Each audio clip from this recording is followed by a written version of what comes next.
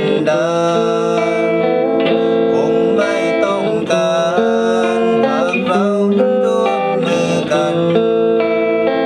ตัดกิเลสให้ขาดรักในศักดิ์ศรีราชทัณฑ์รู้เท่าทันมันดัดสันดานตัวเองเสียก่อน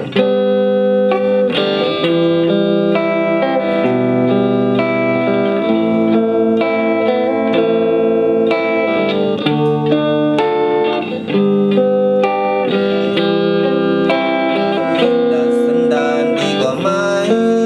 ดีกว่าไปตัดสัญญาเริ่มจากสันดานที่ดีมีคุณธรรมดัดสันดานดีกว่าไหม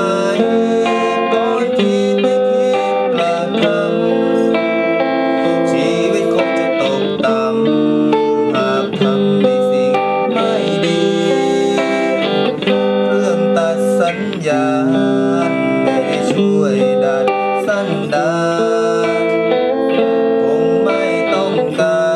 รหากเรานั้นร่วมมือกันตัดกิเลสให้ขาดรักในศักดิ์ศรีราชทัณฑ์